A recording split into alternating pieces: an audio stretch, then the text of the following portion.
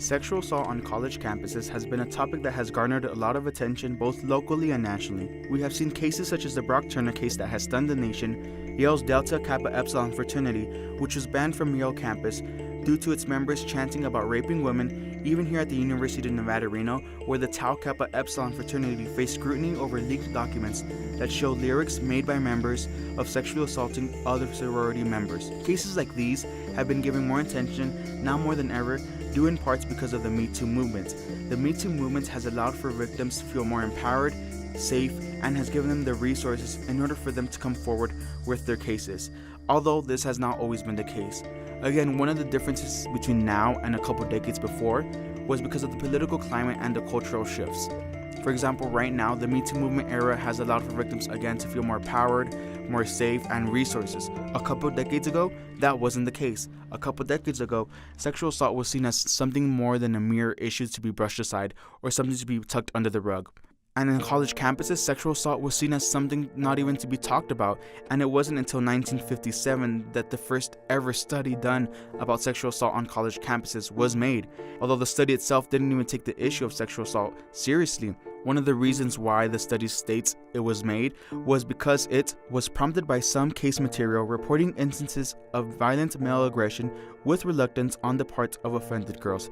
The phrase offended girls shows throughout the whole study repeatedly, showing again how the issue itself wasn't taken seriously. And it wasn't until 3 decades later, in 1985, it was done by the Kent State University in Ohio, took the issue more seriously and looked at it more broadly. And it wasn't until this past decade in 2011 where the Department of Education Office of Civil Rights decided to step in and implement Title IX measures, which makes it a requirement for colleges and universities throughout the nation to make it their priority to stop sexual assault on their college campuses. And it wasn't until 5 years ago where the White House itself decided to step in and implement measures and a task force to prevent students from being sexually assaulted. Besides not giving the proper research and attention it has needed in the past, another major issue plaguing sexual assault consistently is the fact it's so hard to define. Every state has its own different definition. Every college and university has its own separate definition of what sexual assault is, which makes it harder for the victims' perpetrators to be charged with anything at all. Which leads us to where we are right now. What exactly is sexual assault, and why does it still exist? And finally, how could we combat the issue? Sexual assault is legally defined, and so in addition to our definition in a policy, it's also defined by every state. It's defined by federal law. And interestingly enough, all the states do not define it the same, but of course here we're not applying the law for our cases. We're actually looking at policy.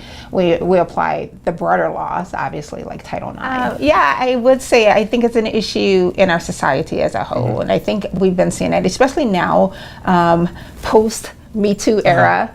I think it kind of gave us a broader sense of exactly how widespread this issue is.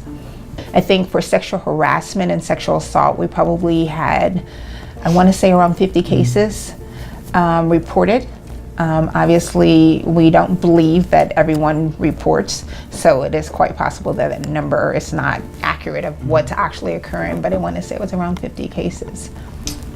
Some people don't report because they don't, they don't want. We've heard people that'll say, "Well, I didn't want a huge investigation, so that's why I never came forward to you," and so they may not understand fully the process. Because, as I mentioned before, we don't have to do an investigation. And so they could still report and get some resources and that sort of thing. So some people may not realize that, and they may refrain from reporting for that reason. Others, again, because of their healing process, they're not to the point where they can report.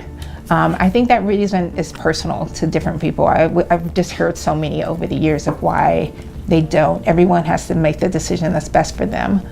And that's what we encourage people to do, do what's best for you. Of course, in that, we want them to take care of themselves. So that may not look like reporting. That may be going to receive counseling or something. And that's what we encourage people to do, get the help that you need, whatever that help looks like.